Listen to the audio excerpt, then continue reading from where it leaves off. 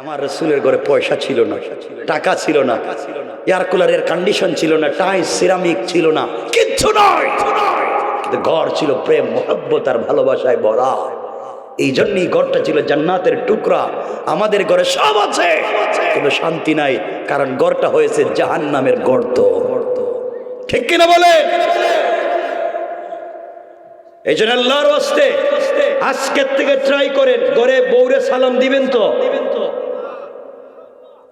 এক দুইজন কয়েক, আরে বলেন না ইনশাআল্লাহ। এই যে তুমি যে ইনশাআল্লাহ কইতেছো রে ভাই, তোমার তো বিয়ে করতে আরো 30 বছর লাগবে। যারা করছে হেরাই তো কইতেছে না। সবাই বলেন না ইনশাআল্লাহ, বলেন ইনশাআল্লাহ। যদি বউরে সালাম না দেন, ওয়াজ কিন্তু উল্টাইয়া দিন। এমন জায়গায় ওয়াজ শুরু করে দিব, এখন ঘরে ঢুকতে পারবেন না, পুরো আপনাদের বিরুদ্ধে করে দিব। কারণ বউরে দিয়েছে করে কাম করান, রান্না বাড়া করান, ঘর ঝাড়ু দেওয়ান, ছাগল দেখান, হাঁস মুরগ দেখান, বাচ্চারে পরিষ্কার করতে, ঘর বাড়ি ঝাড়ু দিতে, সবচেয়ে বউরে দিয়ে কাজ করান। যদি বলি এগুলা কোনো জায়গায় নাই, তা কালকে থেকে না বউ আপনাদের করাইব, কাল সব উল্টে দিব। এই জন্য আপনারা যদি ভালো থাকতে চান, একটা কাজ করেন, সালাম ইনশাল্লাহ বলেন, ইনশাল্লাহ বলেন, ইনশাল্লাহ বলেন, সকলে আওয়াজ করে বলেন না ইনশাল্লাহ। এই তো একটা হাদিসকে যদি চিন্তা করেন, হয়তো শত শহীদের সওয়াব পেয়ে যাবে। তো আপনারা যদি অনুমতি দেন, হাদিসের বাকি অংশ বলবো। আচ্ছা, মনোযোগ দেন। হাদিসের বাকি অংশটা হলো, বাসায় গেলে মানে গড়ে গেলে মাঝে মাঝে নিজের স্ত্রীকে নিজের হাত দিয়া মুখে উঠাইয়া খাওয়াইয়া দিয়ে। বড় না কি কিছু কয় না, দেখি চিন্তা করতেছে হুজুর শুরু করছে কি, বউরে আমি খাওয়াইতে চাই বউরে। আরে বাবা, হাদিস হাদিস আম্মা জান আয়েশা বলছেন, শুনেন হাদিস শোনান। আম্মা জান আয়েশা বলেন এভাবে, আমার মনে পড়ে না, আবার বলছি আমার মনে পড়ে না যে আমি আমার স্বামীর ঘরে আসার পরে কোনোদিন আমার হাত দিয়ে খেয়েছি, আমার মনে পড়ে না। আমার স্বামী আমাকে নিজের হাত দিয়ে খাইয়ে দিয়েছে। সুবহানাল্লাহ বলেন। শুধু খাইয়ে দিতেন না রে পাগল, শুনো, আমার রাসূল তার স্ত্রীদেরকে ঘুম পাড়াইয়া দিতেন, স্ত্রীদের খাবারে সহযোগিতা করতেন, রান্নায় সহযোগিতা করতেন। সুবহানাল্লাহ বলেন। এই জন্য মাঝে মাঝে বউরে খাওয়াইবেন তো, আল্লাহ জানে বিষ খাওয়াইনি, মাইরে খাওয়াইনি, স্ত্রীরে খাওয়াবেন তো, বলেন না ভাই। ভাই আপনাদের আওয়াজে তোমার সন্দেহ হইতেছে। আমার সন্দেহ হচ্ছে যে এই এলাকার মানুষ বুধই স্ত্রীরে নিজের হাতে খাওয়াইতে পারবে না, এরা মুখে উঠাইয়া খাওয়াইতে পারবে পাশের বাড়ির ভাবিরে। ঠিক কিনা? এটা ঠিক হয়েছে গেডারি, এটা ভালো কাজে কিছু কয় না। বিয়ে করছে একটারে, খাওয়াইতে কয় আরেকটারে। বাসায় গেলে তো বিপদে পড়বেন, মাইরও খাইতে পারেন। আজকে খাওয়াবেন তো ইনশাল্লাহ? ইনশাল্লাহ সবাই বলেন, বলেন, আওয়াজ করে বলেন। আরে খাওয়া, এটা হাদিস। পরিবারকে সুন্দর করেন। পরিবারের ম্যানেজমেন্ট যদি ঠিক হয়ে যায়, সমাজ এমনি ঠিক হয়ে যাবে। আপনার বাচ্চাগুলো খারাপ হবে না। পরিবারকে সুন্দর করেন, সব ঠিক হয়ে যাবে ইনশাল্লাহ। বলেন ইনশাল্লাহ। ইনশাল্লাহ। আরো বলতাম, মাঝে মাঝে স্ত্রীকে মেকআপ করবেন, পার্লারিং করবেন, বিউটিফাই করবেন, মানে হাতের নৌকে, পায়ের নৌকে মেহেদি লাগাইয়া দিবেন, বুড়া হইলো লাগাইয়া দিবেন শাশিরে। হ্যাঁ, বুঝতেছি না, এরা ঘটনা কি কিছু কয় না কে? এরা না, এরা বউরে দেখতে পারে না, না বউর সাথে দুশ্মনী, না আমি বুঝতেছি না। এটা হাদিস। হাদিস স্ত্রীর হাতে পায়ের নৌকে মেহেদি লাগাইয়া দিবেন। হ্যাঁ, ঘটনা কি? ইনশাল্লাহ বলেন না। মুরব্বীরা তো চিন্তা করতেছে, গেছে, সব গেছে, লাইফ শেষ। হাতে পায়ে মেহেদি লাগাইয়া দিবেন, মাঝে মাঝে স্ত্রীকে মেকআপ করে দিবেন নিজের হাতে। এরপরে চাইলে চুলরেও কালারিং করে দিবেন, বিভিন্ন ডিজাইনের কালারিং করবেন চুলকে। আমি বলছি না কালো কালার, ইসলামে কালো হারাম, ইসলামে কালো কালার হারাম, বাকি সব কালার জায়েজ। আমি বলছি না আপনার স্ত্রীকে মেকআপ করে, পার্লারিং করে, চুল ডিজাইন করে, হাতে পায়ের নুকে মেহেদি দিয়া, আর 3/4 প্যান্ট আর স্যান্ডো গেঞ্জি পরাইয়া, হিল একটা জুতা পরাইয়া রাস্তায় বাইর করতে আমি বলছি না। আমি বলছি আপনি আপনার স্ত্রীকে পৃথিবীর সব থেকে বিশ্ব সুন্দরী মেয়ে করে, ডিজাইন করে, পার্লারিং করে, স্মার্ট করে আপনার বেডরুমে আপনার চোখের সামনে যদি আপনার স্ত্রীকে উপস্থাপন করেন, তাহলে রাস্তায় গিয়া অন্যের মেয়ের দিকে আর অন্যের স্ত্রীর দিকে আপনার চোখ যাবে না। ঠিক কিনা জুড়ে বলেন? রাস্তায় গিয়ে অন্যের মেয়ের দিকে আপনার চোখ যায়, রাস্তায় গিয়ে অন্যের স্ত্রীর দিকে আপনার চোখ যায়, এর অর্থ দাঁড়ালো আপনার ঘরে আপনার বউকে ভাল লাগে না। কথা বলেন না কেন? ঘরে যদি স্ত্রীকে ভাল লাগে, অন্যের দিকে তাকাতে মন চাইবে না। এর জন্য স্ত্রীকে ডিজাইন করো, চমৎকার করো। রব তো বলেছেন এরা জিনা, এরা সৌন্দর্য। ইনশাআল্লাহ আমার কথা বোঝা যায়? ইনশাআল্লাহ মনোযোগ দিয়ে শোনো। অল্প অল্প বলতেছে, সামনে কিছু বইলা দিব। আর রাত্রে এমনি তো আমার বেশি রাত্রে দিচ্ছে, বেশি তো 12টা তো হয়েই গেছে। আল্লাহর গোলামের 1 নম্বর অহংকার করা যাবে না, 2 নম্বর গালি দেওয়া যাবে না। মনোযোগ দিয়ে শোনেন।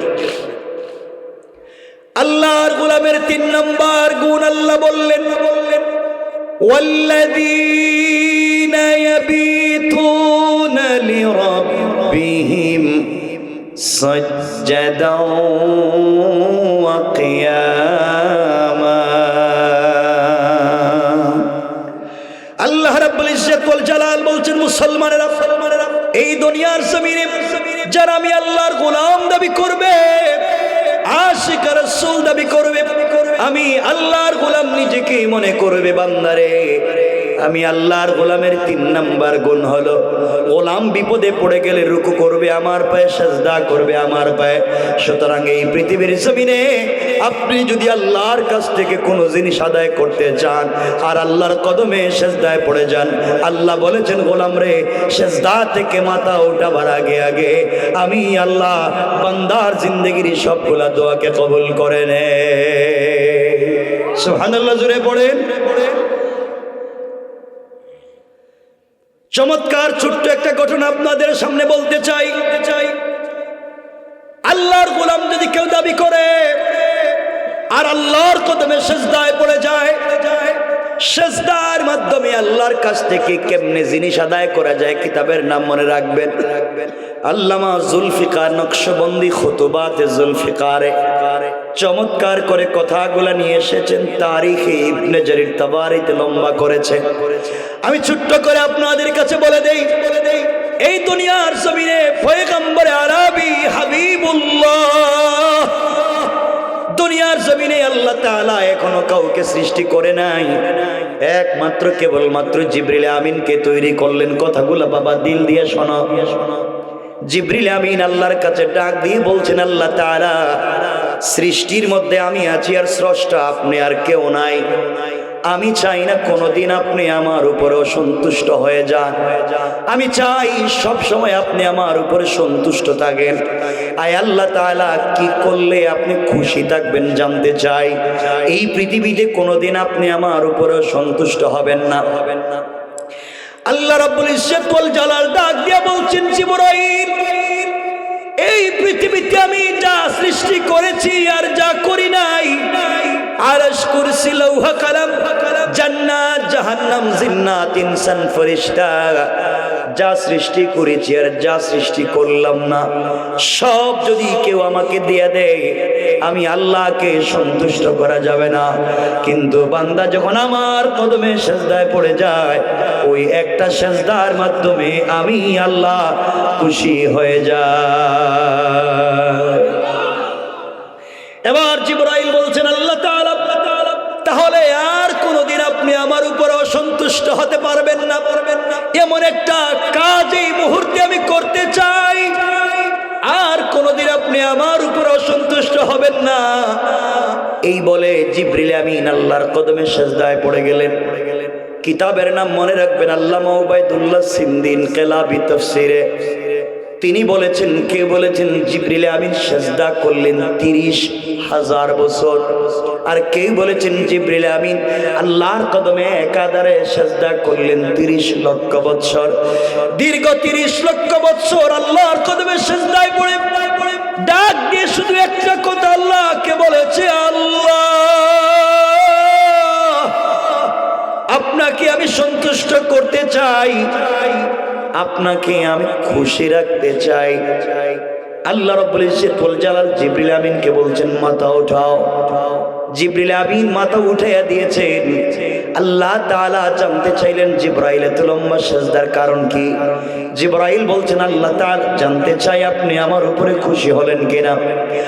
আল্লাহ তাআলা মুচকি হাসি দিয়ে বলছেন জিবরাইল রে, তোমার উপরে আমি সন্তুষ্ট হয়েছি কি না যদি জানতে চাও, এই প্রশ্নের জবাব জানবার আগে তুমি আমার আরশে আজিমের দিকে একটাবার নজর করে তাকাও।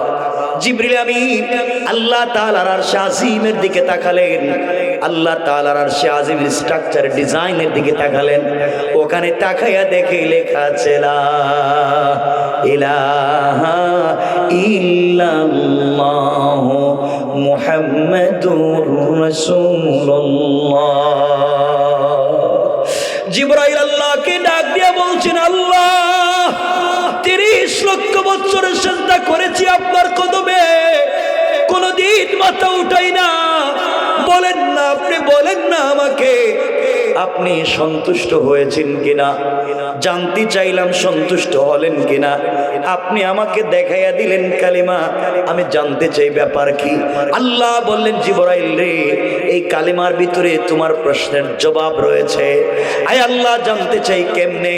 আল্লাহ বললেন শোনো জিবরাইল, এই কালিমা আখিরি জামানার পয়গম্বর সরকারে কায়নাত দু জাহানের সরদার নবী রহমত জনাবে মুহাম্মদ রাসূলুল্লাহ সাল্লাল্লাহু আলাইহি ওয়াসাল্লামকে ভালোবেসে হাবিবুল্লাহ বানাইয়া আমার পরে যার মর্যাদা দিয়েছি, তাকে আমি আল্লাহ এই কালিমা উপহার দিতে চাই।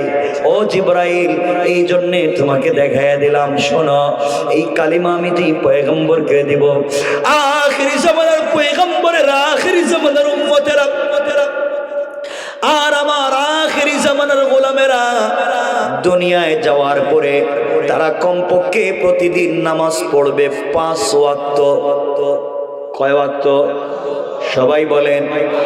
প্রতিদিন কমপক্ষে 5 ওয়াক্ত সালাত পড়বে। কথাগুলা ভালো করে বুঝেন। 5 ওয়াক্ত সালাতে কমপক্ষে 17 রাকাত সালাত ফরজ পড়বে। কত রাকাত? কত রাকাত?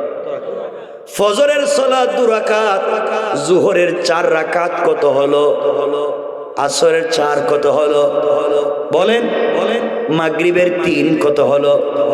ইশার 4 কত হলো? 17। আল্লাহ বললেন জিবরাইল রে, আখিরি জামানার গোলামেরা দুনিয়ায় যাওয়ার পরে কমপক্ষে 17 রাকাত সালাত ফরজ পড়বে। প্রত্যেকটা রাকাতে কমপক্ষে 2টা করে সেজদা দিবে। প্রত্যেকটা সেজদায় কমপক্ষে 3 বার করে পড়বে সুবহানা রাব্বিয়াল আলা।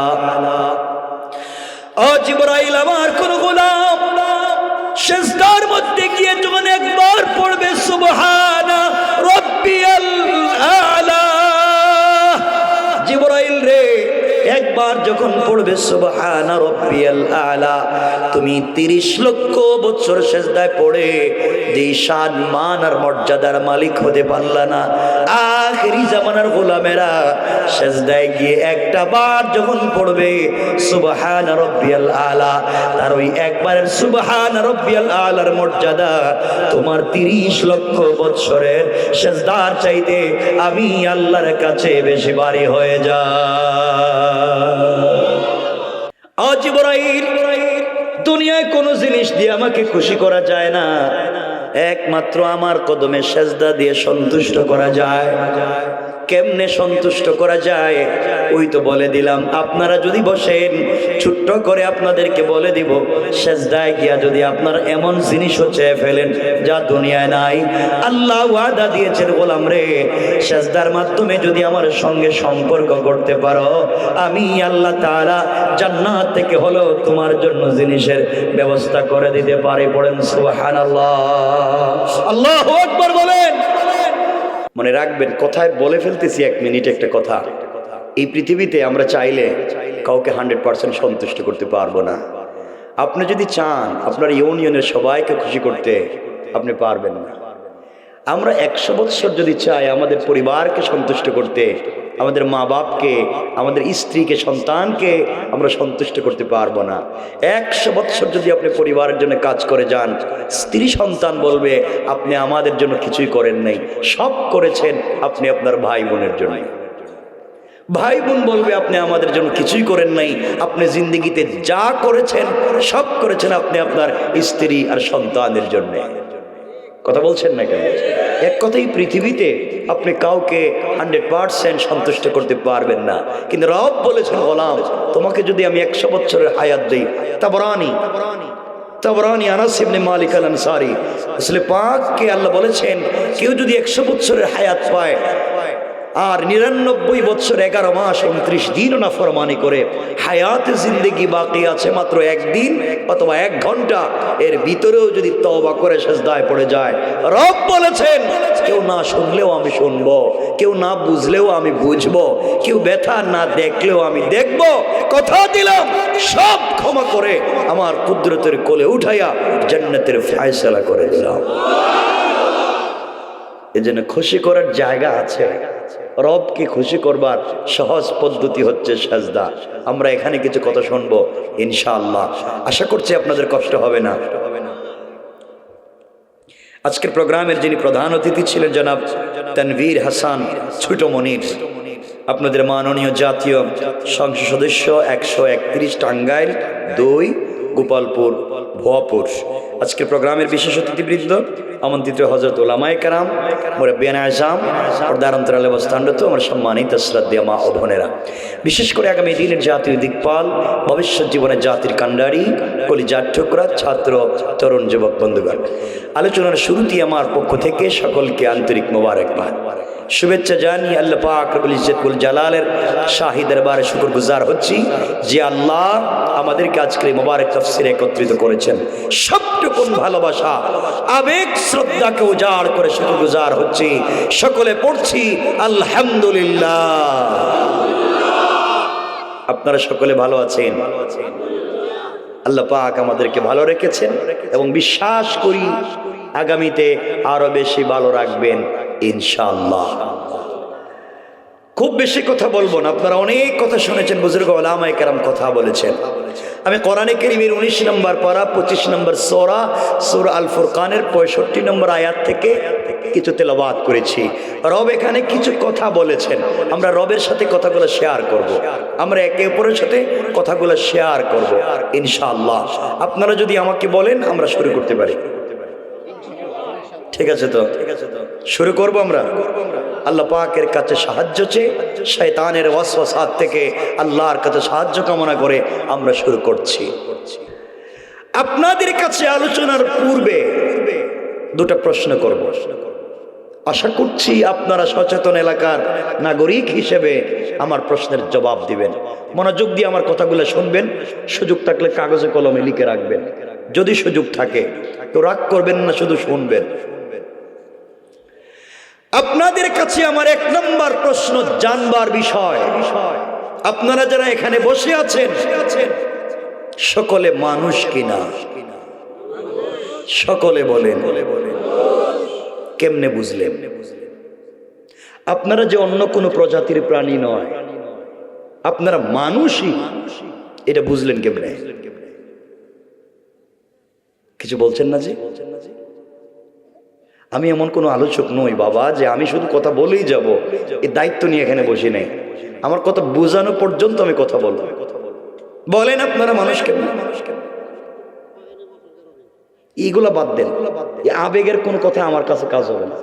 সব বাস্তবতা, লাইফ, অরিজিনাল বাস্তব জিন্দেগি। কোরআন এটা আবেগ নয়, বাস্তব লাইফ। কোরআনে কারীমের 13 নম্বর পারা 14 নম্বর সূরা, সূরা ইব্রাহিমের প্রথম আয়াতে আল্লাহ বলছেন আলিফ লাম রা কিতাবুন আনজালনাহু ইলাইকা লিতুখরিজান নাসা মিনাজ যুলুমাতি ইলান নূর। রব বলেছেন কোরআন একটা ম্যাগনেটিক বাস্তব লাইফ, কোরআন একটা বাস্তব লাইট। তোমরা সমাজের যেখানে অন্ধকার দেখবে, অন্ধকারাচ্ছন্ন সমাজে যেখানেই অন্ধকার, সেখানে কোরআন নামক লাইটকে লাগিয়ে দিবে, অন্ধকার থাকবে না, আলোকিত করে দিবেন কে? তো আপনারা বলেন তো, আপনারা কেমনে মানুষ?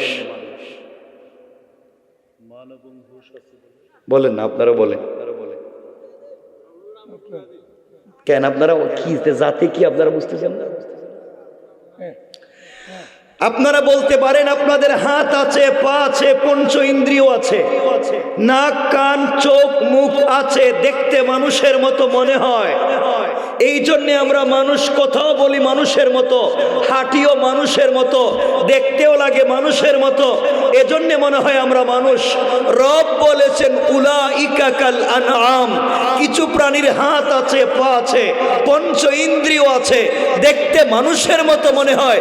রব বলেছেন উলাইকা কাল আনআম, এরা চতুষ্পদ জন্তুর মতো, বালহুম আদাল, মাঝে মাঝে তার চাইতে আরো খারাপ। রব বুঝাতে চাইলেন হাত, পা, নাক, কান, চোখ, মুখ থাকলেই মানুষ হয় না। যদি আদর্শগত এবং চরিত্রগত দিক থেকে আল্লাহর তাওহীদ এবং রাসূলের রিসালাত না থাকে, আদর্শ আর চরিত্র যদি ঠিক না থাকে, দেখতে মানুষ হলে মানুষ নয়। রব বলেছেন এরা কুকুরের চাইতে আরো খারাপ। সুতরাং এই সমাজে যারা মানুষের মতো দেখা যায় কিন্তু তাদের চরিত্র, তাদের কালচার, তাদের ব্যবহার কুকুরের চাইতে আরো খারাপ, দেখতে মানুষ হলে তারা মানুষ নয়। এতটুকুন বুঝছেন? রব বলেছেন দেখতে মানুষের রবের কাছে কোনো দাম নাই। আপনার হাত আছে, পা আছে, রবের কাছে কোনো দাম নাই যতক্ষণ পর্যন্ত চরিত্র আর আদর্শ ঠিক না হবে। আদর্শ যদি ঠিক না থাকে, চরিত্র যদি ঠিক না থাকে, জুব্বা, পাগড়ি আর পাঞ্জাবি দিয়েও জান্নাতে যাওয়া যাবে না। কথা কি বুঝতে পেরেছেন? আমার কথা বুঝেন আপনারা? মনোযোগ দেন, এটা আমি বুঝিয়ে দিব। আবার আপনাদের কাছে 2 নম্বর প্রশ্ন, আমরা যারা বসেছি সকলে মুসলমান কিনা? একটু বলেন বাবা, বলেন। সামনের কথা সহজে বুঝবেন, বলেন মুসলমান। কেমনে বুঝলেন? ওই যে বলছে কালেমা পড়ছে। কে বলছে? কে? মুরব্বী বলছে কালেমা পড়ছে। আর কারো কিছু জানা আছে? জানা আছে? জানা নাই? মনোযোগ দেন।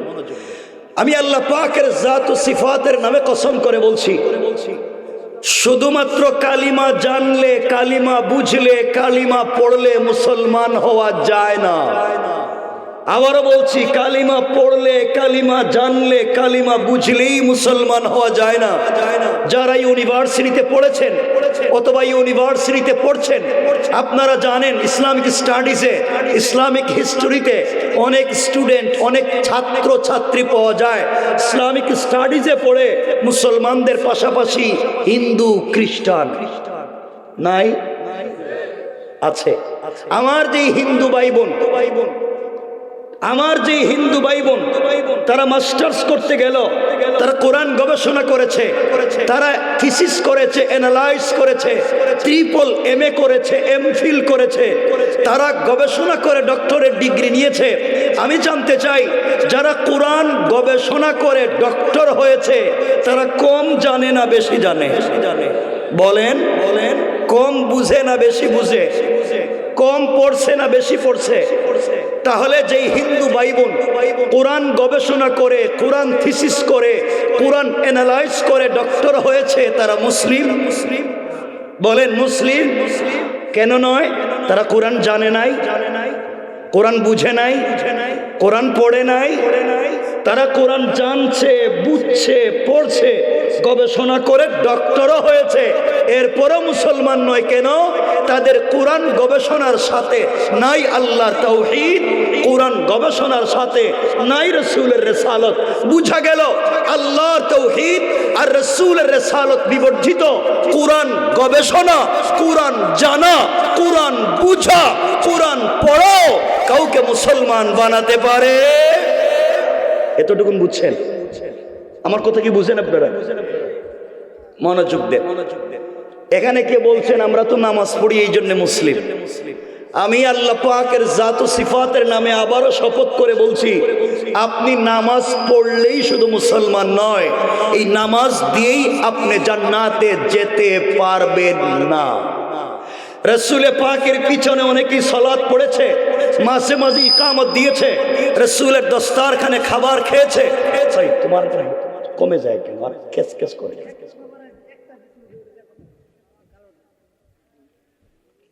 রসুলে পাকের পিছনে অনেকেই সালাত পড়েছে, মাঝে মাঝে ইকামত দিয়েছে, রসুলের দস্তারখানে খাবার খেয়েছে, রসুলের মতো দাড়িও রেখেছে, রসুলের মতো জুব্বাও ছিল। তার ইন্তেকালের পরে রসুল নিজে তার জানাজায় শরিক হয়ে ইমামতি করতে চেয়েছেন। তার ইন্তেকালের পরে রসুল নিজের জুব্বা খুলে তার কাফন দিয়েছেন।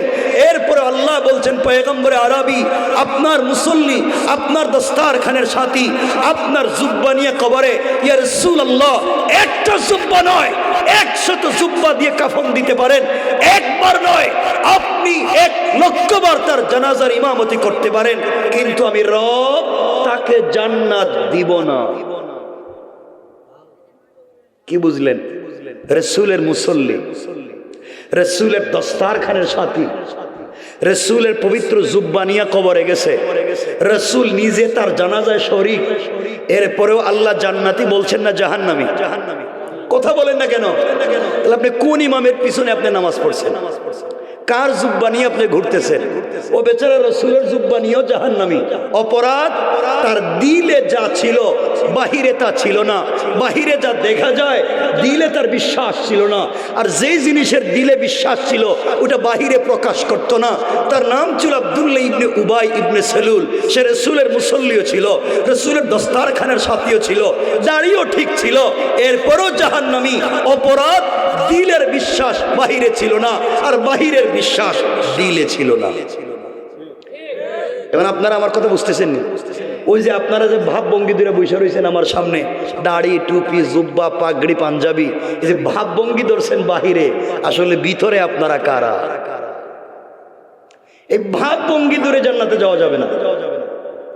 দাড়ি, টুপি, জুব্বা, এই যে দেখা যাচ্ছে অলিয়া উলিয়ার মতো, এগুলা দিয়ে জান্নাতে যাওয়া যাবে না। না, কথা বুঝছেন আমার? মনে হইতেছে এরা নতুন শুনছে মনে হয়। শোনেন, এই যে আমার মুখে দাড়ি, আপনাদের মুখে দাড়ি, যে সভাপতিও দাড়ি রাখছেন, শুধু দাড়ি রেখেই জান্নাতে যেতে পারবেন না। আজকালকে আপনার আমার চাইতে বহুত লম্বা দাড়ি এই সমাজের বহুত হিন্দুরাও রাখে। কথা বলেন, কথা বলেন। হিন্দুদের মুখে দাড়ি নাই? নাই, নাই তো তারও আছে, আপনারও আছে। আপনি মনে করেছেন মাথায় সুন্দর একটা টুপি দিলে অথবা ডিজাইন করে একটা পাগড়ি মাথায় দিলেই তো বড় আল্লাহর ওলি হওয়া যায়। মনে হয় বড় টুপি আর বড় পাগড়ি থাকলেই বোধহয় আল্লাহর ওলি। এই চিন্তা বাদ দেন। এই পৃথিবীতে সব থেকে সুন্দর টুপি এবং ডিজাইন করা পাগড়ি যারা মাথায় দেয় তারা অধিকাংশই শিখ, হিন্দুদের শিখ। দেখছেন নি মাথায় পাগড়ি? শিখেরা দেখছেন নি কত বড় পাগড়ি দেয়? দেখছেন নি আপনারা? হে তো আরো বেশি ভাব ধরছে। মনে করতে পারেন লম্বা একটা জুব্বা পরে মাথায় সুন্দর একটা রুমাল দিয়ে বড় শায়েখের মতো বসে থাকলেই বোধহয় আল্লাহর ওলি আপনারা মনে করতে পারেন। এই পৃথিবীতে সব থেকে লম্বা জুব্বা পরে মাথার তালুতে সুন্দর টুপি দিয়া উপরে বড় রুমাল দিয়া যারা ভাব ধরে বসে থাকে অধিকাংশই ইহুদি। কি ইহুদিরা আমাদের চাইতে লম্বা জুব্বা পরে, আমরা তো পুরা মাথায় টুপি পরছি, ওরা তালুতে পরে সুন্দর রুমাল মাথায় দেয়, ভাব তো হে বেশি ধরছে। কি বুঝলেন? আপনারা বলবেন আমাদের তো তাসবি আছে, আমরা তাসবি পড়ি এই জন্য বোধহয় আমরা আগে জান্নাতে চলে যাইব। মনে রাখবেন আমাদের এই দেশে অনেক ব্রাহ্মণ ভাই বোন আছে, ব্রাহ্মণ তারাও তাসবিহ পড়ে, তোমার আমার মতো দেখাইয়া পড়ে না। তারা হাতে আগে একটা কাপড়ের ব্যাগ নেয়, ওই ব্যাগের ভিতরে হাত ঢুকায়, ওখানে তাসবিহ পড়ে। দেখছেন দেখছেন রাস্তাঘাটে? তো আপনি তো পাবলিককে দেখাইয়া দেখাইয়া মসজিদে পড়েন, আর সে প্যাকেটে হাত দিয়ে গোপনে পড়ে, ভাব তো হে বেশি ধরছে। তাহলে বোঝা গেল পাবলিকের দাড়িও আছে, টুপিও আছে, জুব্বাও আছে, পাগড়িও আছে, পাঞ্জাবিও আছে, তসবিহ আছে, এগুলা আমাদেরও আছে, বাহিরের লোকেরও আছে। সুতরাং এগুলা থাকলেই শুধু জান্নাতে যাওয়া যাবে না, যদি এগুলার সাথে না থাকে তাওহীদ আর রিসালাত, যদি চরিত্র ঠিক না থাকে, এই ভাব ভঙ্গি ধরে জান্নাতে যাওয়া যাবে? বলেন যাবে? এতটুকুন বুঝছেন? ইনশাআল্লাহ চলে যাবেন, দোয়া থাকবে ইনশাআল্লাহ, অনেক দোয়া থাকবে ইনশাআল্লাহ। আমার কথা কি বুঝতে পেরেছেন আপনারা? ইনশাআল্লাহ ইনশাআল্লাহ ইনশাআল্লাহ ইনশাআল্লাহ দোয়া থাকবে। আমার কথা কি বুঝতে পেরেছেন আপনারা? এখন কথাগুলা শুনেন, এতক্ষণ কেন বললাম এই কথা? এখানে অনেক মুরব্বী বসা, যাদের মুখের দাড়ি সাদা, পকেটে এক হাত লম্বা তসবিহ আছে, 5 ওয়াক্ত মসজিদে নামাজ পড়েন, আওয়াবিন পড়েন, ইশরাক পড়েন, তাহাজ্জুদ পড়েন, আপনারা ঠিকমতো সালাত পড়েন, এমনও মুরব্বী আপনাদের এলাকায় খবর নেন 5 ওয়াক্ত নামাজি দাড়িওয়ালা, কিন্তু এলাকার সবথেকে বড় সুদের কারবারি। কথা বলেন আছে না নাই? নামাজও পড়ে, দাড়িও রাখে, সুদও খায়। এটার মতো টাটকা শয়তান পৃথিবীতে আর নাই। আপনি ভাব ধরছেন কে রে? আপনি ভাব ভঙ্গি ধরে কারে খুশি করতে চান? মনে রাখবেন, যারা সুদের কারবার করে তারা সরাসরি আল্লাহ এবং তার রাসূলের বিরুদ্ধে যুদ্ধের মতো অপরাধ করে। যারা সুদের কারবার করে তারা তাদের মায়ের সাথে জেনার মতো অপরাধ করে। যারা মায়ের সাথে জেনার মতো অপরাধ করে, যারা সুদের কারবার করে, আল্লাহ এবং তার রাসূলের বিরুদ্ধে যুদ্ধের মতো অপরাধ করে, তারা আর যাই হোক এই সমাজে মুসলমান পরিচয় নিয়ে বসবাস করবার ন্যূনতম অধিকার নাই। কথা বলেন না কেন? এগুলা নাই এলাকায়? ভাব ধরে বসে রয়েছেন কে রে? মনে করছেন এই অলি অলিয়ার মতো দেখা গেলেই জান্নাতে? এই সমাজে অনেক মুরব্বী আছেন, আজান হওয়ার পরে মসজিদে নামাজে যান না। রব বলেছেন হাইয়া আলাল ফালাহ, কল্যাণ আমার কাছে, কামিয়াবি আমার কাছে, ইজ্জত সম্মান আর সফলতা আমার কাছে। আর বহুত মুরব্বী আছেন আজানের পরে মসজিদে নামাজে না গিয়া 4 দোকানে বৈশা বৈশা টেলিভিশন দেখে। কথা বলেন না কেন? নাই? ঘটনা কি? ভাব ধরছেন কে রে? কই যাইতে চান এই ভাব ধরে? আপনারা শয়তান খুঁজে পান না। আমার আফসোস হয়, আপনারা শয়তান মারবার জন্য মক্কায় যান, 8 লাখ টাকা খরচ করে হজে গিয়া জামারাতে শয়তানরে কঙ্কর মারেন, শয়তানরে পাথর মারে। দেখছেননি? দেখছেননি আপনারা? জামারাতে গিয়ে শয়তানরে পাথর মারে। যেই শয়তানরে 8 লাখ খরচ করে পাথর মারতে গেছেন, এই শয়তান জীবনে সুদের কারবার করে নাই। এই শয়তান আজানের সময় 4 দোকানে বসে টেলিভিশন দেখে নাই। 8 লাখ খরচ করে যারা পাথর মারতে গেছেন, এর চাইতে টাটকা শয়তান তো গ্রামে পড়ে রয়েছে। কথা বলেন না কেন? পাথর ওখানে মারবেন কেন? পাথর তো গ্রামে মারবে।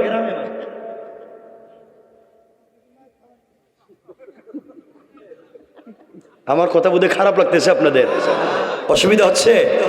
একটু হাত তুলে দেখান, কার কার অসুবিধা হচ্ছে? হচ্ছে বলছি। কথা শেষ হওয়ার আগে রেডি তো উঠতে যায় না। আমাদের তো অবস্থা এভাবে। যুবক যারা আছো তোমরা কথা বলো না কেন? জোয়ান তোমাদের সমস্যা কি? তোমরা তো খারাপের খারাপ। তোদের ওয়াজ করলে তোমার আর একটা বিষয় লাগবে, তোমরা যে খারাপের খারাপ। আজকালকের যুবকেরা চুল কাটে, দেখবেন এখানে আছে তো কয়েকটা দেখতেছি, চুল কাটে, বাংলা লিঙ্ক কাটে। এখানে চুল নাই, ওখানে নাই, ওখানে নাই, সব কাটটা খালি করে মাঝখানে রাইখে দিছে। মনে হয় ছাগল ঘাস খাইয়া মাঝখানে জমা করে থুইছে। কথা বলেন না কেন? এই যে এই যে এই যে এই যে দেখা যায়, এই যে এই যে মনে হয় ছাগল ঘাস খাইছে। কেন এগুলা করো? কেন? কি তোমাদের কন্ডিশনটা কি? এরপরে দেখবেন এর এত খারাপের খারাপ হচ্ছে। মহিলা কলেজের ছুটি হইলে মোটর সাইকেল নিয়ে কলেজের গেটে যায়। তোদের এখানে কাম কি? তোমরা কি হ্যাভ লেডিস? এর এত খারাপ, সারা রাত দিন মোবাইল চালাতে, মোবাইল আইপ্যাড ল্যাপটপ কম্পিউটার চালাইতে চালাইতে রাত্রে যখন ঘুমাতে যায়, ঘুমাতে গেলে দেখে রাত শেষ, ঘুম থেকে উঠে দেখে দিনও শেষ। আর এদের চিন্তা করতে করতে মা বাপের জিন্দগি শেষ। কথা বলেন না কেন? কি শুরু করছো তোমরা রে ভাই? সমাজ শেষ। মনোযোগ দিয়ে শোনেন। আপনারা যেখানে বৈশা রয়েছেন বাবা, কথাগুলা বুঝেন। আপনারা ভাব ধরে যে বসছেন এখানে জান্নাতে যাইতে চান, ভাব ধরলে হবে না, আগে চরিত্র ঠিক করা লাগবে। এলাকায়, বৃহত্তর এলাকায় অনেক মুরব্বী আছেন, তাহাজ্জুদের নামাজ পড়ে, আওয়াবিন পড়ে, চাষ পড়ে, ফজরের নামাজ জামাতে পড়ে, এরপরে রুটিন মতো কোরআন শরীফ পড়ে, এরপরে সকালবেলা জিকির শুরু করে, এরপরে কুদাল একটা কান্দে নিয়া আল্লাহর নামের জিকির করে করে জমিনে যায়, জমিতে গিয়া আল্লাহর নামের জিকির করে আরেকজনের আইল কাইটে ঢুকায়। কথা বলেন, এগুলো এলাকায় নাই? কথা বলেন নাই? শয়তান গ্রামে না মক্কায়? ফাত্তর মারতে এখানে গেছেন কি 8 লাখ খরচ করে?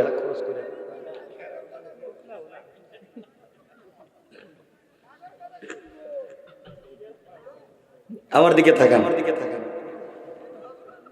সমাজ এইভাবে খারাপ হয়ে গিয়েছে আজকাল। কথাগুলো বুঝেন। এই সমাজকে যদি পরিশুদ্ধ করতে হয়, দ্বীনের পথে নিয়ে আসতে হয়, আল্লাহ এবং রাসূলের, আল্লাহর হুকুম আর রাসূলের তরিকা যদি সমাজে প্রতিষ্ঠা করা লাগে, একমাত্র কেবলমাত্র শুধুমাত্র আল কোরআন ছাড়া বিকল্প কোনো রাস্তা নাই। কথা বলেন।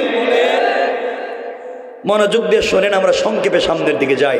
সুতরাং এই সমাজকে নোংরামির থেকে বাঁচাতে হলে আল্লাহ কোরআনে বলেছেন 4 গুণ।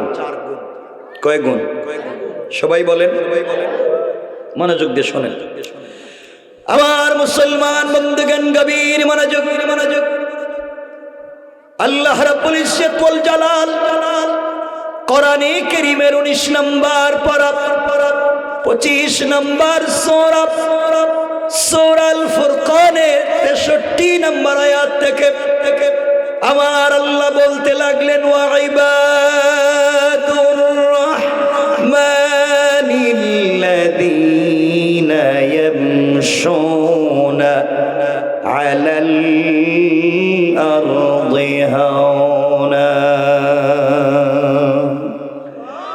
আল্লাহ রাব্বুল ইজ্জত ওয়াল জালাল বলছেন, মুসলমানেরা, এই দুনিয়ার জমিনে যারা আমি আল্লাহর গোলাম দাবি করবে, আশিক রাসূল দাবি করবে, আমি আল্লাহর গোলাম নিজেকে মনে করবে, বান্দারে আমি আল্লাহর গোলামের 1 নম্বর গুণ হলো আমার গোলাম দুনিয়ার জমিনে কোনোদিন অহংকার করতে পারে না। কি করতে পারে না? সবাই বলেন। আপনারা করেননি না? আপনারা তো ওলিয়া ওলিয়া পর্যায়ে পৌঁছে গেছে। অহংকার করা যাবে না। দেখবেন এলাকায় বেচারার আগে পয়সা ছিল না, আজ ছেলে মেয়েদেরকে ইউরোপ আমেরিকায় পাঠিয়ে দিয়েছে, অথবা বিজনেস করে, ব্যবসা বাণিজ্য করে পয়সার মালিক হয়েছে।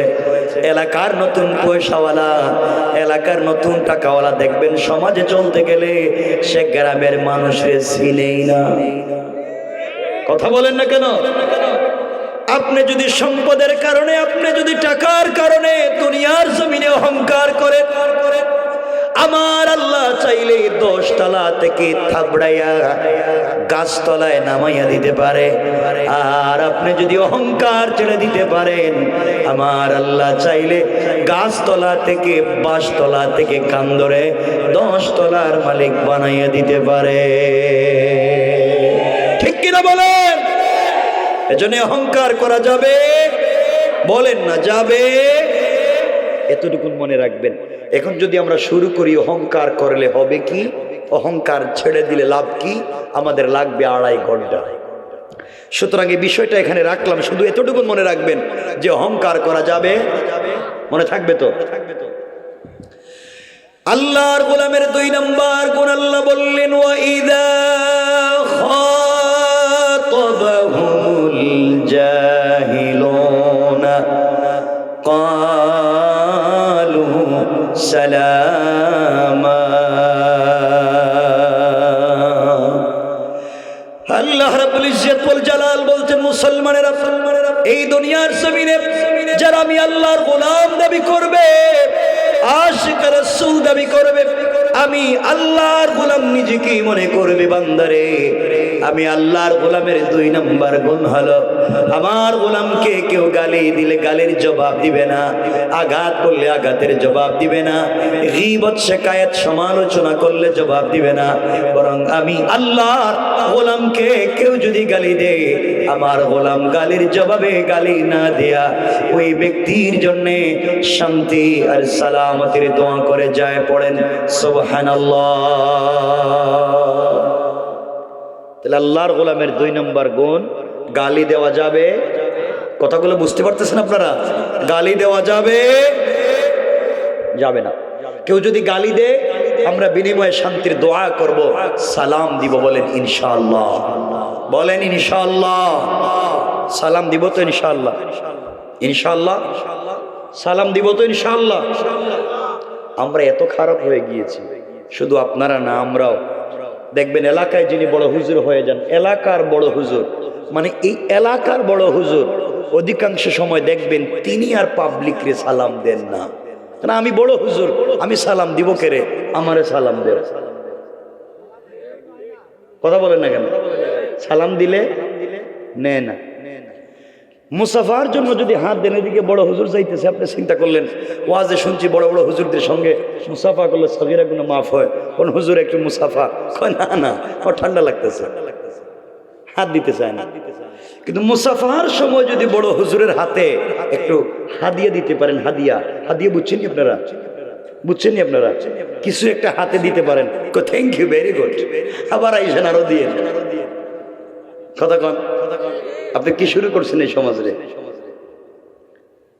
সুতরাং আল্লাহর গোলামের 1 নম্বর গুণ অহংকার করা যাবে না, 2 নম্বর গুণ গালি দেওয়া যাবে না। কেউ গালি দিলে জবাব না দিয়ে শান্তির দোয়া করব, সালাম দিব। বলেন ইনশাআল্লাহ, আরো জোরে বলেন ইনশাআল্লাহ। সালামের কথা যেহেতু আসছে, আমরা কোরআনের আলোচনা করতেছি, সালামের কথা যেহেতু আসছে, আপনারা অনুমতি দিলে আমি হাদিস থেকে একটু কথা বলতে চাই, 1-2 মিনিট। হ্যাঁ, আপনাদের কষ্ট হবে না তো? আপনারা বসে আছেন, ভাল লাগতেছে, কথা বলবো, কিন্তু একজনও যদি উঠেন আমি আলোচনা রাইখা দিব। আচ্ছা শোনেন, হাদিস থেকে বলছি এক টুকরা। রাসূল পাক আম্মা জান আয়েশা সিদ্দিকা রাদিয়াল্লাহু তাআলা আনহা বর্ণনা করেন তার জিন্দেগি থেকে যে ওয়াল্লাহি, আল্লাহর জাত ও সিফাতের কসম, আমি আমার জিন্দেগিতে পুরা জিন্দেগি চেষ্টা করছি রাসূল পাককে আগে সালাম দেওয়ার, কিন্তু পারি নাই। নবীজি যখন ঘরে আসতেন আমি ঘরের দরজার চিপায় দাঁড়িয়ে থাকতাম, পর্দার আড়ালে দাঁড়িয়ে থাকতাম, যে রাসূল ঘরে আসলে আমি ঝাপটি মেরে দরজা খুলে তাকে জড়িয়ে ধরে আমি তার কপালে চুম্বন করে সালাম দিব। কিন্তু আল্লাহর কসম আমি আমার জিন্দেগিতে রাসূল পাককে আগে সালাম দিতে পারি নাই, বরং নবীজি ঘরে আসার অনেক দূরে থাকতে আমাকে সালাম দিতে। না সুবহানাল্লাহ বাদ দেন, কেমন? সবাই পড়েন সুবহানাল্লাহ, পড়েন। এই সুজা যারা বসছে, এই সুজা পিছনে, হেরা কয় না এরা কি এলাকার না রোহিঙ্গা না কিতা? সবাই একটু আওয়াজ করে বলেন সুবহানাল্লাহ, বলেন। আম্মা জান আয়েশা বলেন আমার জিন্দেগিতে আগে সালাম দিতে পারলাম না, রাসূল আয়েশাকে সালাম দিয়েছেন। এর অর্থ কি? কি বলতে পারবেন? রাসূল আয়েশাকে সালাম দিয়েছেন, এর অর্থ হলো স্বামী স্ত্রীকে সালাম দিয়েছেন। আর শিক্ষা হলো বাহির থেকে ঘরে গেলে স্বামী সালাম দিবে স্ত্রীকে। এখন অর্থ দাঁড়ালো আপনারা সালাম দিবেন বউরে। এখন সত্য কথা কন, আপনারা স্ত্রীরে সালাম দেন, মিথ্যা কথা বলবেন না। দেন না কেন? ও দেন না কেন? আপনারা কথা কয় না কেরে? সালাম দেন না কেরে? ঘটনা কি? এরা কি বসছে? কি কর? গালি দে, গালি দে, বউ গালি দে। এটার বিয়ে করছিল কে রে? বউরে সালাম দিবেন, বলেন ইনশাআল্লাহ, বলেন। আপনি যে বউর বদনাম করতেছেন, বউ গালি দে, তো আপনি বড় বিপদে। যারা এগুলো করে বড় বিপদে। গাইল বউরে, জামাইয়ে গাইল দে, ওরে আল্লাহ রে। কয়েকদিন আগে একজন আমার এসে বলতেছে বউরে একজন মারতে মারতে বলতেছে তুই আমার আব্বা কর। চিন্তা করছে বউ মায়ের খাইতে খাইতে বলতেছে তোর পায়ে ধরে তুই আমার বাপ এবার সাইডা দে। হে বন্ধু বান্ধবের কাছে গিয়ে বলতেছে তোমরা আমার চিনোনি আমি কেডা, আমি বউরে বাপ ডাকে সাইডা দিছি। শয়তান আল্লাহ রেখো, আল্লাহ তোমার সাথে আমার কিছু কথা আছে। আল্লাহ ক শয়তান ক আমার আপনি শয়তান মানিয়েছেন কেড়ে, আমি তো জিন্দিগিতেই কাম করি নাই, বউরে পিটিয়ে বাপ ডাকাই নাই। আর হেরা বউরে পিটিয়ে বাপ ডাকাইয়া বাপ ধরে বৈশা রয়েছে অলিয়া উলিয়া। কথা বলেন না কেন? কথা শোনেন। এজন্য স্বামী স্ত্রীকে সালাম দিবেন, রাসূলের হাদিস হলো। এখন বাবা শোনেন, বানানো কথা না, হাদিসে কুদসিতে আল্লাহ বলেছেন যেই করে স্বামী স্ত্রীকে সালাম দে, স্ত্রী স্বামীকে সালাম দে, এই করে আমার আল্লাহ 300টা বারাকাতের দরওয়াজা খুলে দেয়। জোরে বলেন। এখানে স্যার বসা, মেডিকেল সায়েন্সের স্টুডেন্ট এবং গবেষক। আমি আপনাদেরকে মেডিকেল সায়েন্স থেকে বলছি, কোরআনিক সায়েন্স থেকে বলছি। কিতাবের নাম মেশকাত, বাবের নাম বাবু তিব্বে ওয়ার রেখাক, ডাক্তার এবং ডাক্তারি। রাসূল পাক বলেছেন যেই করে স্বামী আওয়াজ করে স্ত্রীকে সালাম দিবে এবং স্ত্রী স্বামীকে আওয়াজ করে সালাম দিবে হাসি মুখে, হাসি মুখে দিলে আনন্দ নিয়া, তাদের হার্টে যদি কোনো রোগ থাকে আল্লাহ বলছেন তাও দূর হয়ে যায়। সুবহানাল্লাহ। আপনি স্ত্রীর সালাম দিতে পারেন না, এজন্য সালাম দিবেন তো ইনশাল্লাহ। মুরব্বীরা আমার চেহারার দিকে তাকাই হাসতেছে, এরা মনে মনে কইতেছে হুজুর 50 বছর গেছে গা বউরে দিলাম না সালাম, আজকে দিলে আবার কি মনে করে ফেলায়। দিবেন তো ইনশাল্লাহ? বলেন না ইনশাল্লাহ? আজকেই বাসায় গিয়ে দরজায় দাঁড়াইয়া বলবেন বউ আসসালামু আলাইকুম ওয়া রাহমাতুল্লাহ। বউ কই বৌমা এর আজকে কোন বুতে ধরলো, জীবনে সালাম দেয় না, গড়ে এইসব পিটায়, আজকে দিকে সালাম দিতেছে। আপনি বলবেন কোন বুথে ধরে নাই, মাথাও ঠিক আছে, হুজুর ওয়াজ করছে আর আমি সুন্নত আদায় করছি। সুবহানাল্লাহ বলেন না? আরে আমার রাসূলের ঘরে পয়সা ছিল না, টাকা ছিল না, এয়ার কুলারের কন্ডিশন ছিল না, টাইলস সিরামিক ছিল না, কিচ্ছু নয়, কিন্তু ঘর ছিল প্রেম মহব্বত আর ভালোবাসায় ভরা। এই জন্যই ঘরটা ছিল জান্নাতের টুকরা। আমাদের ঘরে সব আছে কিন্তু শান্তি নাই, কারণ ঘরটা হয়েছে জাহান্নামের গর্ত। ঠিক কিনা বলে? এই জন্য আল্লাহর ওয়াস্তে আজকের থেকে ট্রাই করেন, ঘরে বউরে সালাম দিবেন তো। 1-2 জন কয়েকটা, আরে বলেন না ইনশাআল্লাহ? এই যে তুমি যে ইনশাআল্লাহ কইতেছো রে ভাই, তোমার তো বিয়ে করতে আরো 30 বছর লাগবে। যারা করছে হেরাই তো কইতেছে না। সবাই বলেন না ইনশাআল্লাহ? বলেন ইনশাআল্লাহ। যদি বউরে সালাম না দেন ওয়াজ কিন্তু উল্টাইয়া দিন, এমন জায়গায় ওয়াজ শুরু করে দিব এখন ঘরে ঢুকতে পারবেন না, পুরো আপনাদের বিরুদ্ধে করে দিব। কারণ বউরে দিয়েছে করে কাম করান, রান্না বাড়া করান, ঘর ঝাড়ু দেওয়ান, ছাগল দেখান, হাঁস মুরগ দেখান, বাচ্চারে পরিষ্কার করতে, ঘর বাড়ি ঝাড়ু দিতে, সবচেয়ে বউরেরই কাজ করান। যদি বলি এগুলা কোনো জায়গায় নাই, তো কালকে থেকে না বউ আপনার করাইব, কাল সব উল্টে দিব।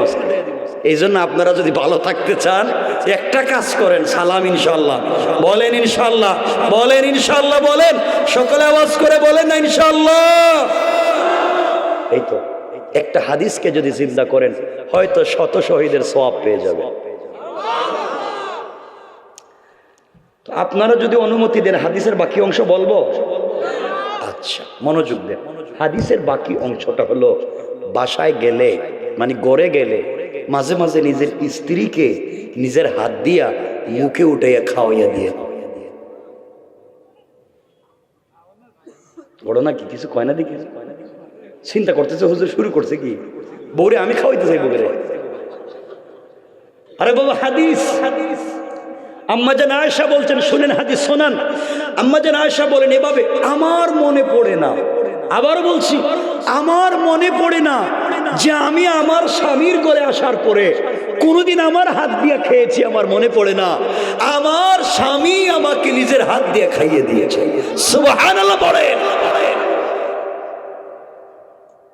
শুধু খাইয়ে দিতেন না রে পাগল, শুনো, আমার রাসূল তার স্ত্রীদেরকে ঘুম পাড়াইয়া দিতেন।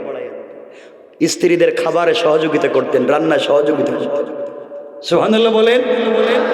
এই জন্য মাঝে মাঝে বউরে খাওয়াইবেন তো, আল্লাহ জানে বিষ খাওয়াইনি, মাইরে খাওয়াইনি, স্ত্রীরে খাওয়াবেন তো, বলেন না ভাই?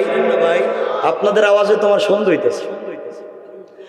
আমার সন্দেহ হচ্ছে যে এই এলাকার মানুষ বুধই স্ত্রীরে নিজের হাতে খাওয়াইতে পারবে না, এরা মুখে উঠাইয়া খাওয়াইতে পারবে পাশের বাড়ির ভাবিরে, ঠিক কিনা? এটা ঠিক হয়েছে ক্যাডারি, এটা ভালো কাজে কিছু কয় না। বিয়ে করছে একটারে, খাওয়াইতে কয় আরেকটারে।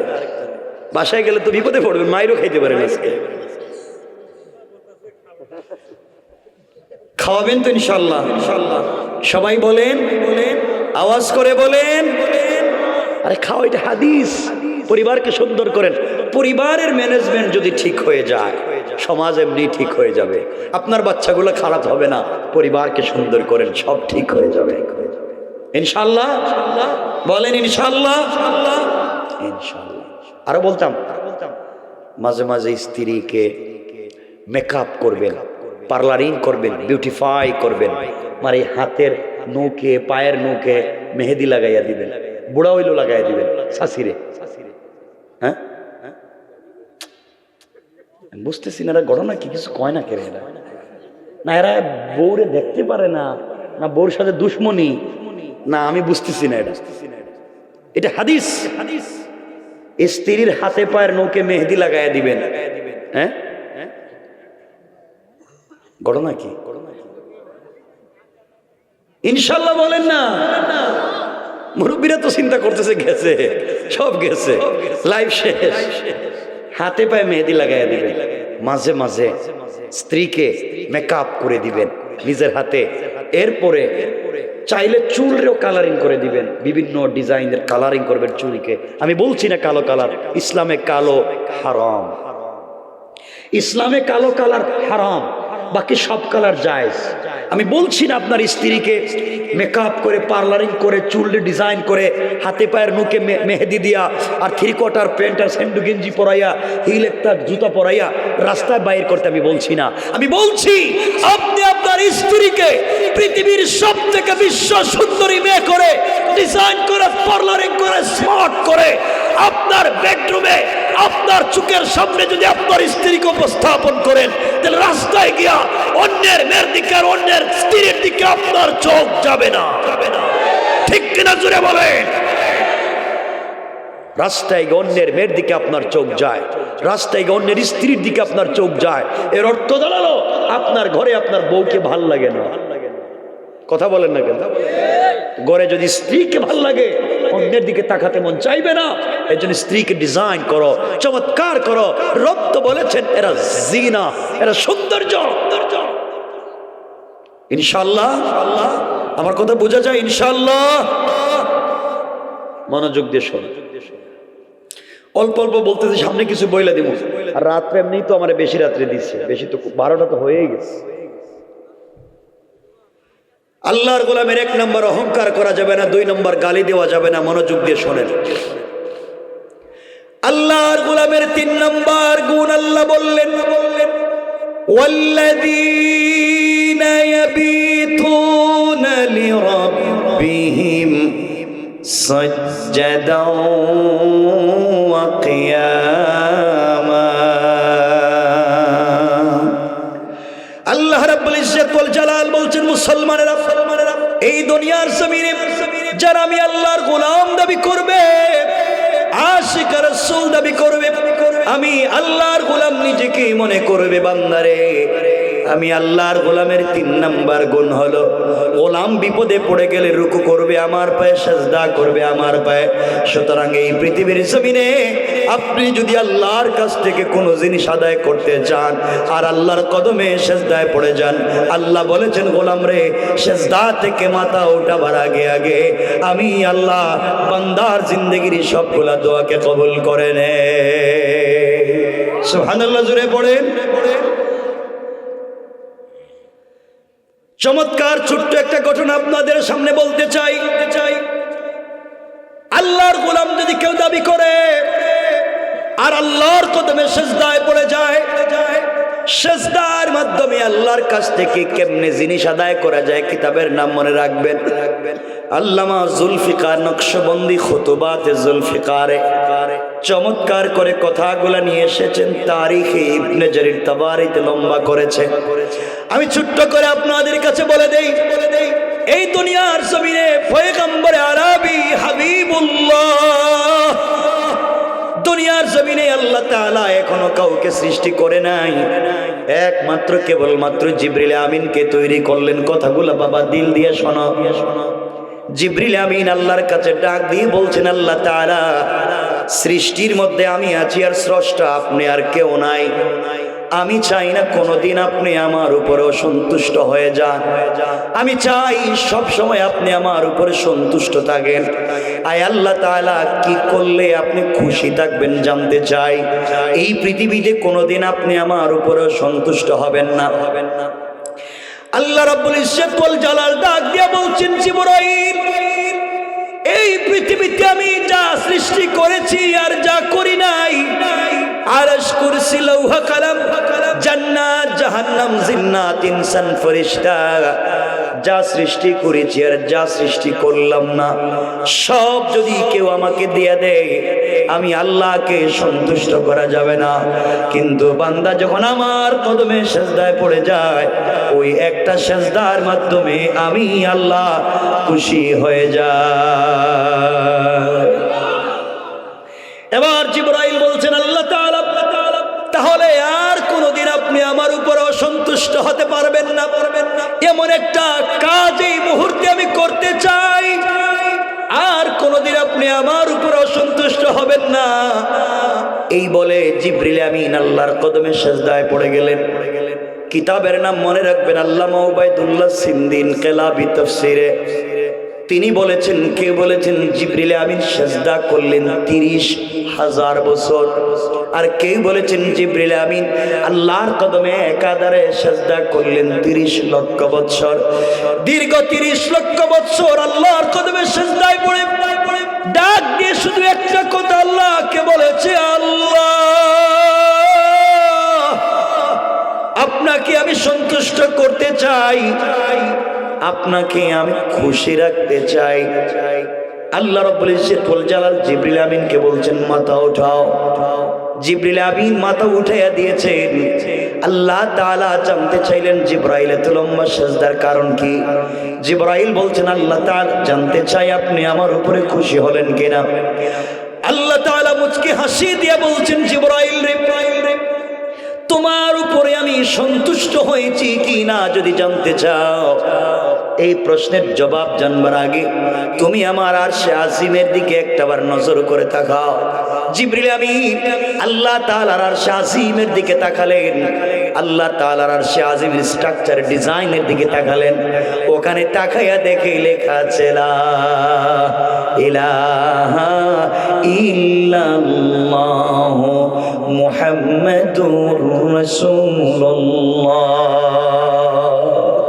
জিবরাইল আল্লাহকে ডাক দিয়ে বলছেন, আল্লাহ 30 লক্ষ বছরের সেজদা করেছি আপনার কদমে, কোনদিন মাথা উঠাই না। বলেন না, আপনি বলেন না আমাকে আপনি সন্তুষ্ট হয়েছেন কিনা। জানতে চাইলাম সন্তুষ্ট হলেন কিনা। আপনি আমাকে দেখাইয়া দিলেন কালিমা, আমি জানতে চাই ব্যাপার কি। আল্লাহ বললেন, জিবরাইল রে, এই কালিমার ভিতরে তোমার প্রশ্নের জবাব রয়েছে। আয় আল্লাহ জানতে চাই কেমনে। আল্লাহ বললেন, শোনো জিবরাইল, এই কালিমা আখিরি জামানার পয়গম্বর সরকারে কায়নাত দু জাহানের সরদার নবী রহমত জনাবে মুহাম্মদ রাসূলুল্লাহ সাল্লাল্লাহু আলাইহি ওয়াসাল্লামকে ভালোবেসে হাবিবুল্লাহ বানাইয়া আমার পরে যার মর্যাদা দিয়েছি, তাকে আমি আল্লাহ এই কালিমা উপহার দিতে চাই। ও জিবরাইল, এই জন্যে তোমাকে দেখাইয়া দিলাম। শোনো, এই কালিমা আমি যে পয়গম্বরকে দিব, আখিরি জামানার পয়গম্বরের আখিরি জামানার উম্মতেরা আর আমার আখিরি জামানার গোলামেরা দুনিয়ায় যাওয়ার পরে তারা কমপক্ষে প্রতিদিন নামাজ পড়বে 5 ওয়াক্ত। কয় ওয়াক্ত? সবাই বলেন। প্রতিদিন কমপক্ষে 5 ওয়াক্ত সালাত পড়বে। কথাগুলা ভালো করে বুঝেন। 5 ওয়াক্ত সালাতে কমপক্ষে 17 রাকাত সালাত ফরজ পড়বে। কত রাকাত? কত রাকাত? ফজরের সালাত 2 রাকাত, যোহরের 4 রাকাত কত হলো? আসরের 4 কত হলো? বলেন বলেন। মাগরিবের 3 কত হলো? ইশার 4 কত হলো? 17। আল্লাহ বললেন জিবরাইল রে, আখিরি জামানার গোলামেরা দুনিয়ায় যাওয়ার পরে কমপক্ষে 17 রাকাত সালাত ফরজ পড়বে। প্রত্যেকটা রাকাতে কমপক্ষে 2টা করে সেজদা দিবে। প্রত্যেকটা সেজদায় কমপক্ষে 3 বার করে পড়বে সুবহানা রাব্বিয়াল আলা। ও জিবরাইল, আমার কোন গোলাম সেজদার মধ্যে গিয়ে যখন একবার পড়বে সুবহানা রাব্বিয়াল আলা, জিবরাইল রে একবার যখন পড়বে সুবহানা রাব্বিয়াল আলা, তুমি 30 লক্ষ বছর সেজদায় পড়ে যে শান মান আর মর্যাদার মালিক হতে পারলা না, আখেরি জামানার গোলামেরা সেজদায় গিয়ে একটা বার যখন পড়বে সুবহানা রাব্বিয়াল আলা, তার ওই একবারের সুবহানা রাব্বিয়াল আলার মর্যাদা তোমার 30 লক্ষ বছরের সেজদার চাইতে আমি আল্লাহর কাছে বেশি ভারী হয়ে যায়। জিবরাইল, দুনিয়ায় কোন জিনিস দিয়ে আমাকে খুশি করা যায় না, একমাত্র আমার কদমে সেজদা দিয়ে সন্তুষ্ট করা যায়। কেমনে সন্তুষ্ট করা যায় ওই তো বলে দিলাম। আপনারা যদি বসেন ছোট্ট করে আপনাদেরকে বলে দিব, সেজদায় গিয়া যদি আপনার এমন জিনিসও চেয়ে ফেলেন যা দুনিয়ায় নাই, আল্লাহ ওয়াদা দিয়েছেন গোলাম রে, সেজদার মাধ্যমে যদি আমার সঙ্গে সম্পর্ক করতে পারো, আমি আল্লাহ তাআলা জান্নাত থেকে হলো তোমার জন্য জিনিসের ব্যবস্থা করে দিতে পারি। পড়েন সুবহানাল্লাহ, আল্লাহু আকবার বলেন।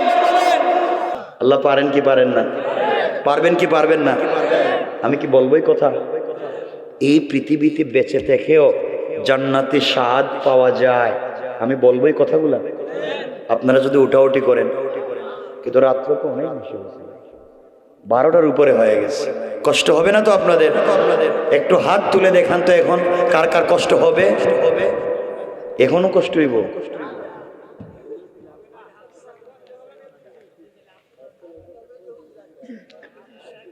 মনোযোগ দিয়ে শুধু শোনেন এখন কি বলতে চাই। একটা কথা আপনাদেরকে বলবো যে দুনিয়ায় বেঁচে থেকেও আখেরাতের স্বাদ পাওয়া যায়। সুবহানাল্লাহ বললেন না?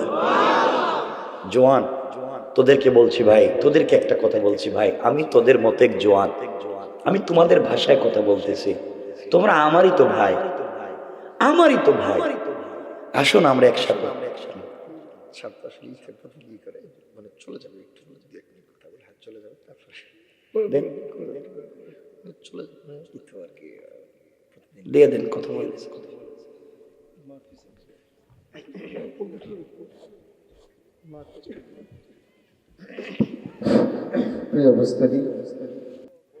ছোট্ট একটা ঘটনার দিকে আপনাদেরকে নিয়ে যাই, যে এই পৃথিবীতে থেকেও আল্লাহকে খুশি করে সেজদায় গিয়ে কোনো জিনিস চাইলে রব যে বলেছেন ফিরিয়ে দিবেন না, হয়তো দুনিয়ায় দিবেন, না হয় জমা রেখে আখেরাতে দিবেন।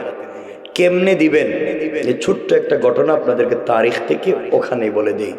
রাসূল পাক সাল্লাল্লাহু আলাইহি ওয়াসাল্লামের কলিজার টুকরা মেয়ে হযরতে ফাতেমা রাদিয়াল্লাহু তাআলা আনহা, তার জিন্দেগিতে এক ইহুদির মেয়ের সঙ্গে তার সম্পর্ক হয়েছিল। ইহুদির মেয়ের সঙ্গে সামাজিকভাবে তার বন্ধুত্বের সম্পর্ক, বান্ধবী।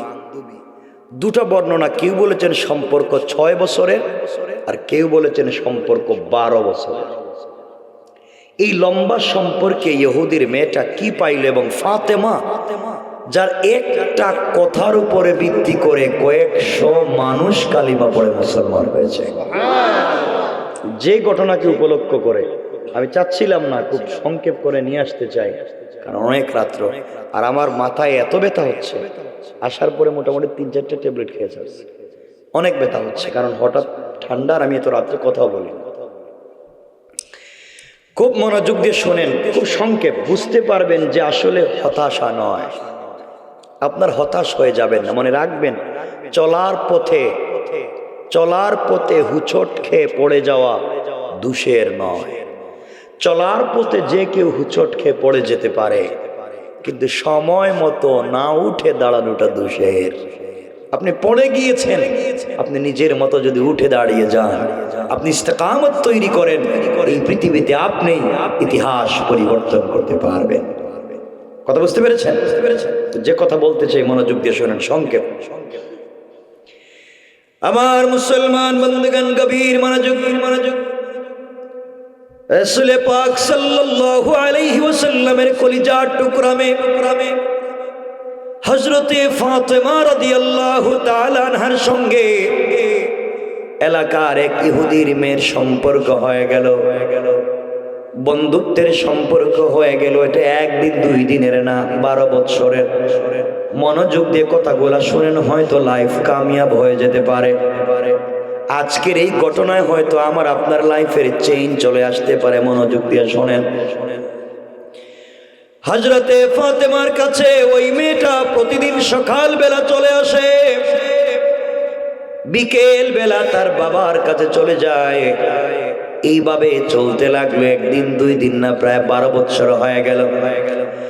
ইহুদির মেয়েটা একদিন তার বাবার কাছে পৌঁছে গিয়েছে। ইহুদি ডাক দিয়া বলেছে, আম্মা জান, আমার মন বলছে তোমার বয়স কম হয় নাই মা, আমি তোমাকে বিয়ে দিতে চাই, কিন্তু মারে আমি যে তোমাকে বিয়ে দিতে চাই, তুমি কি বিয়েতে রাজি? এই এলাকার, এই দেশের সব থেকে সম্ভ্রান্ত পয়সাওয়ালা ইহুদির এক ছেলেকে তোমার জন্য পাত্র হিসাবে ঠিক করেছি, তুমি কি বিয়েতে রাজি? মেয়েটা বলছে, আব্বা জান, আপনি আমার জন্য ছেলে ঠিক করেছেন বাবা, আমি বিয়েতে রাজি কি না আপনি জানতে চান? আমাকে আজকের রাত্রের সময় দেন, আগামীকালকে বিকেলের আগে আপনার কাছে ফাইনাল ডিসিশন জানায়া দেব। ইহুদির মেয়েটা বাবার কাছ থেকে সময় নিয়ে পরের দিন সকাল বেলা ফাতেমার বাড়িতে চলে এসেছে।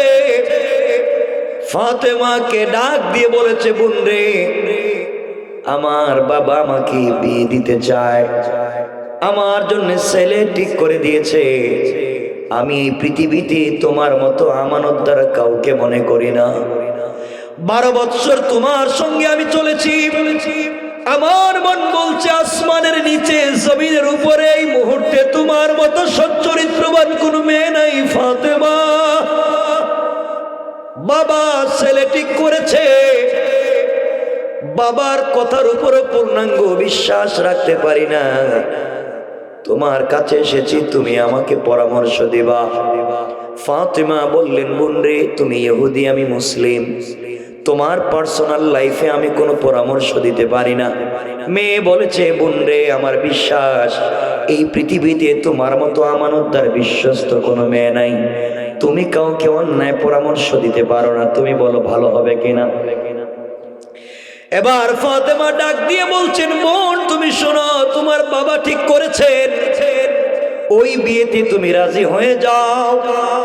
হয়তো তোমার বাবা তোমার জন্য যেই ছেলে ঠিক করেছেন, কোনো বাবারাই চায় না তার মেয়ে কষ্টে থাকুক, পৃথিবীর সকল বাবারাই চায় তার মেয়ে ভালো থাকুক। আমার মন বলছে তুমি এই বিয়েতে রাজি হয়ে যাও। এবার মেয়েটা চোখের পানি ছেড়ে ফাতেমাকে জড়িয়ে ডাক দিয়া বলেছে, ফাতেমা,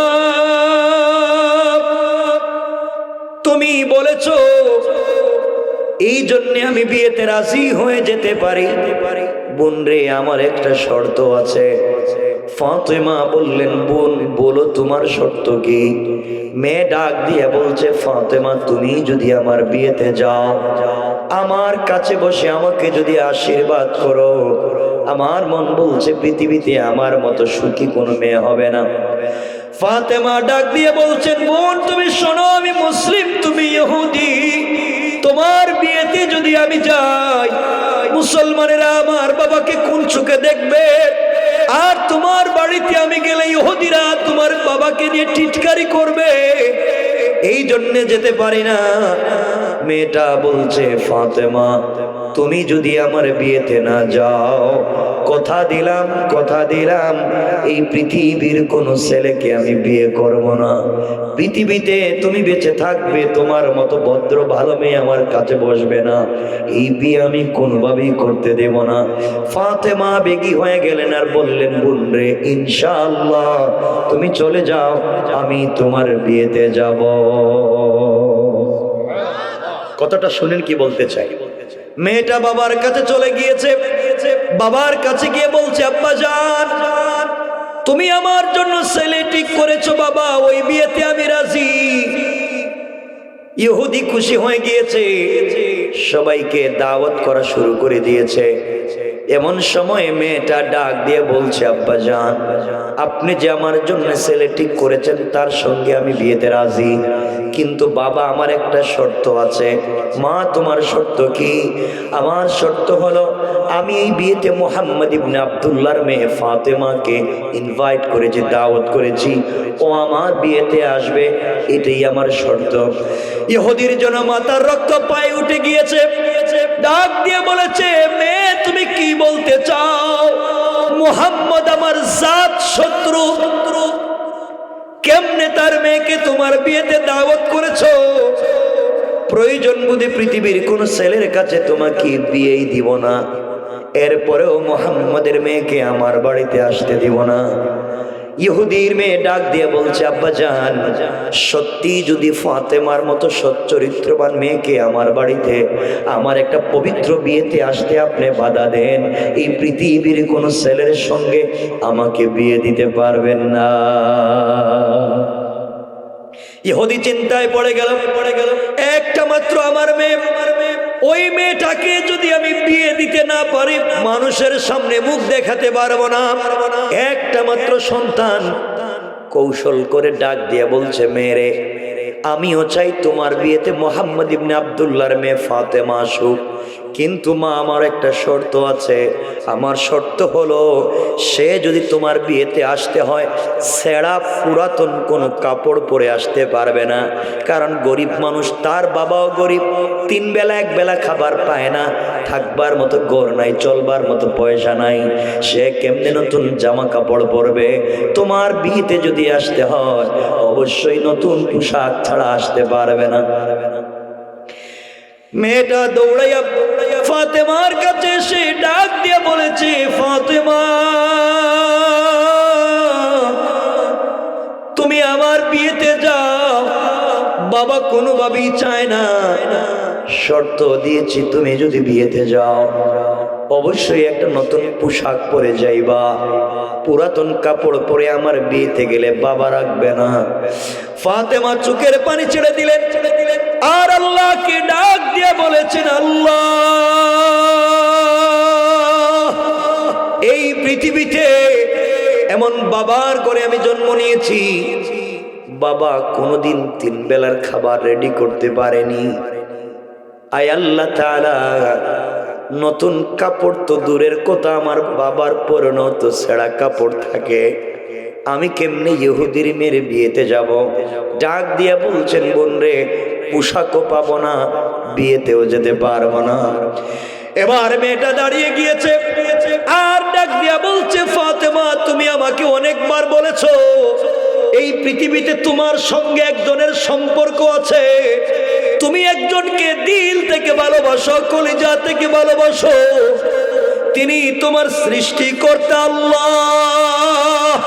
তুমি আমাকে বলেছো তাকে না দেখে সারাদিন না খেয়ে রোজা রাখো, তাকে না দেখে গভীর রজনীতে তার কদমে সেজদা করো।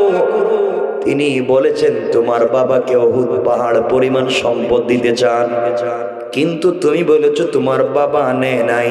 তুমি বলেছো আল্লাহ আসমান জমিন সহ গোটা দুনিয়াকে সাজাইছে, তুমি আমাকে বলেছো তুমি যখন নামাজের সেজদায় যাও তখন তোমার সঙ্গে সে কথা বলে, তুমি যখন নামাজের সূরা ফাতিহা তিলাওয়াত করো গভীর রজনীতে প্রত্যেক আয়াতের জবাব আল্লাহ দিয়ে দে। ফাতেমা, পৃথিবীতে যদি দুনিয়ার কোন মানুষের সঙ্গে সম্পর্ক করা যায়, এতদিনের সম্পর্কে হলেও তো কোনো জিনিস বললে না দিয়ে থাকে না, প্রয়োজন বোধে কোনো জিনিস বিক্রি করে হলেও দিয়ে দিতে চায়। তোমার সঙ্গে রবের যদি এত সম্পর্ক হয়, এত ভালোবাসো, যাকে না দেখে রোজা রাখো, যাকে না দেখে কদমে সেজদা করো, সে কি তোমার একটা পোশাক দিতে পারে না?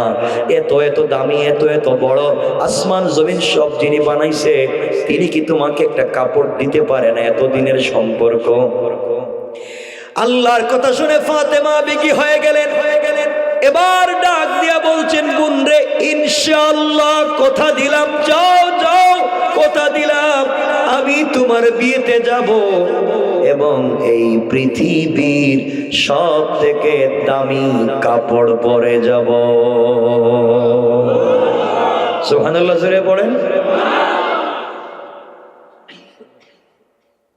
মেয়েটা বাবার কাছে পৌঁছে গিয়েছে। বাবাকে ডাক দিয়া বলেছে, আব্বা জান, আমার বিয়েতে মুহাম্মদ ইবনে আব্দুল্লাহর মেয়ে আসবে, বলেছে নতুন পোশাক পরে আসবে। মনোযোগ দিয়ে শুনেন কি বলতে চাই। আমার বন্ধুগণ, সংক্ষেপ কথা ধরেন, আগামীকালকে বিয়ে, মধ্যখানের বিষয়গুলোকে রেখে দিলাম, লম্বা হয়ে যাবে সংক্ষেপের জন্য। আগামীকালকে বিয়ে। সন্ধ্যার সময় মেয়েটা ফাতেমার কাছে গিয়ে বলছে, বোন রে, আগামীকালকে আমার বিয়ে, দেখি না কোন পোশাকটা কিনছ। ফাতেমার মনে পড়েছে আগামীকালকে যে বিয়ে, আমি তো ভুলে গিয়েছি। মেয়েটাকে ডাক দিয়ে বলছেন, বোন রে, আগামীকালকে বিয়ে, আমার তো মনে নাই, পোশাক কোথায় পাবো? আমার বাবাও তো খাবার এখন পর্যন্ত খায় নাই, যার ঘরে মাসের পর মাস চলে যায়, চুলায় আগুন জ্বলে না, আমি কোথায় পোশাক পাবো? এখনো পাই নাই। কিন্তু ইনশাআল্লাহ তুমি বাড়িতে চলে যাও, এখনো এক রাত্র বাকি আছে, এক রাত্রে তো দুনিয়া চেঞ্জ হয়ে যেতেও পারে, কিয়ামত হতে পারে। আল্লাহ চাইলে আমাকে পোশাকের মালিক বানাইয়া দিতে পারে।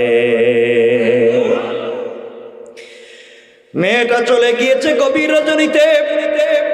গভীর রাত্রে 12টার পরে ফাতেমা যায় নামাজ বিছাইয়া সেজদায় গিয়া হাউমাউ করে চোখের পানি ছেড়ে আল্লাহকে ডাক দিয়া বলেছে, আল্লাহ, এই দুনিয়ায় আমার একটা পাই নাই, ভাই থাকলে ডাক দিয়া বলতাম আমার জন্য একটা কাপড় নিয়ে আসবা। আমার বাবাও তো গরিব মানুষ, মাও তো মারা গিয়েছেন, কেউ যে নাই, কার কাছে যাব? আয় আল্লাহ, এতদিনের সম্পর্ক তোমার সঙ্গে, তুমি বলেছ নামাজ পড়ো, তোমাকে না দেখে সারা রাত সেজদায় পড়ে তোমাকে ডাকি, তোমাকে না দেখে সারাদিন রোজা রাখি, তোমাকে না দেখে তুমি বলেছ হারাম খাওয়া যাবে না। আমি ফাতেমা হারাম তো স্পর্শ করি না। এতদিনের দীর্ঘ সম্পর্কে তোমার কাছে কিছু চাইলাম না, আজ পরীক্ষা হয়ে যাবে সত্যি কি আমি একা একা ভালোবাসি না তুমিও আমাকে ভালোবাসো। আমি যে সব ছেড়ে দিয়ে তোমার জন্য পাগল হয়ে গিয়েছি। আয় আল্লাহ, আমি জানতে চাই তুমি কি ফাতেমাকে ভালোবাসো? তোমার কাছে আমি একটা ছোট্ট জিনিসের আবদার করতে চাই, গাড়ি না, বাড়ি না, পয়সা না, দুনিয়ার সম্পত্তি না, আখিরাতে তোমাকে পেতে চাই। আজ আমি ছোট্ট একটা জিনিসের আবদার করতে চাই, ওটা আমার চাহিদা পূরণের জন্য না, আমাকে সৌন্দর্য বাড়াবার জন্য না, এমন একটা ছোট্ট জিনিসের আবদার করতে চাই। আমার বাবা দ্বীনের দাওয়াত মেয়ে মানুষের বাড়িতে বাড়িতে যায়, আমি মেয়ে মানুষ হওয়ার কারণে যেতে পারি না। আয় আল্লাহ তাআলা, আজকে তুমি আমাকে ছোট্ট একটা কাপড়ের ব্যবস্থা করে দাও। তুমি তো ইব্রাহিমকে আগুনে কাপড়ের ব্যবস্থা করে দিয়েছো, তুমি তো ইউসুফকে গর্তের ভিতরে কাপড় দিয়েছো, তুমি তো ফেরাউনকেও গভীর রজনীতে পাহাড়ের ভিতরে দোয়াকে কবুল করছো। আয় আল্লাহ তাআলা, আমি তো মুহাম্মদের মেয়ে ফাতেমা, তোমাকে বলছি তুমি কি একটা কাপড়ের আবদার পুরা করে দিতে পারো না? একটা কাপড় যদি আমাকে কোনো জায়গা থেকে দিয়ে দাও আল্লাহ, এই কাপড় পরে ইহুদির মেয়ের বিয়ে বাড়িতে যেতে চাই। আমার সৌন্দর্য বাড়াবার জন্য না, যেন আমার কাপড়ের দিকে তাকাইয়া ওই বাড়ির সকল মহিলারা কালিমা পড়ে মুসলমান হয়ে যায়। সুবহানাল্লাহ, জোরে পড়েন। আয় আল্লাহ তাআলা, আমার চাহিদা পূরণের জন্য না, শুধুমাত্র দ্বীনের জন্য তোমার কাছে চাই। ফাতেমা সিজদায় গিয়ে চাইছে, আল্লাহ বলেছেন আমার আলোচনাতে সুজদা ওয়া কিয়ামা, চাইতে যদি হয় সিজদায় যাও। ফাতেমা সিজদায় গিয়ে চাইলেন, কান্না করে চোখটা মুছে মুছে। গভীর রাত্রে মুসল্লা রেখে দিয়েছেন, হঠাৎ করে তাকাইয়া দেখে ঘরের মধ্যে কি যেন আলাদা একটা গ্রান পাওয়া যায়। ঘরের পশ্চিম কর্নারে তাকাইয়া দেখে কে যেন দুইটা কাপড়ের প্যাকেট রেখে চলে গিয়েছে। হযরতে ফাতেমা কাপড়ের দুটা প্যাকেট হাতে নিলেন, কোনো কথা না বাড়িয়ে দৌড় দিয়ে বাবার কাছে পৌঁছে গেলেন। বাবার কাছে গিয়ে ডাক দিয়ে বলেছেন, আব্বা জান, গভীর রাত্রে আল্লাহর কাছে কাপড়ের আবদার করছি, ঘরের দরজা জানালা লাগানো কোত্থেকে আসছে জানি না। রাসূলের পাক কাপড়ের প্যাকেট গুলা হাতে নিলেন, একটা প্যাকেট খুললেন, খুলে দেখেন একটা প্যাকেটে একটা সালোয়ার, একটা কামিজ, আর একটা প্যাকেটে দেখেন একটা ওড়না। রাসূল বুঝতে পারলেন দুনিয়ার সাধারণ পাবলিকের কাজ এটা হতে পারে না, কারণ জান্নাতি মহিলাদের পোশাক হবে তিনটা, সালোয়ার, কামিজ আর ওড়না। রাসূল দেখেন ডিজাইন, কাপড়টা এমন স্টোন দিয়া ডিজাইন করা, পাথর দিয়া ডিজাইন করা, আর ওড়নার মধ্যে গ্লাসের টুকরা দিয়া ডিজাইন করা। হাতে নিতেই জান্নাতুল ফিরদাউসের মিশকে আম্বরের গ্রান বের হয়ে গিয়েছে। আমার রাসূল চিন্তায় পড়ে গেলেন, কে দিয়ে গিয়েছে? হঠাৎ দেখেন, শুনেন, করে দরজায় কে যেন নক করেছে। দরজা খুলে দিলেন, জিবরিল আমিন ঘরের ভিতরে প্রবেশ করলেন। ডাক দিয়া বলছেন, ইয়া রাসূলুল্লাহ, আপনার মেয়ে খেয়ে না খেয়ে আপনার ঘরে থেকে সিজদায় পড়ে আল্লাহর সঙ্গে এমন সম্পর্ক করেছে, আল্লাহ তাআলা জান্নাতুল ফিরদাউস থেকে তার জন্য পোশাকের ব্যবস্থা করে দিয়েছে।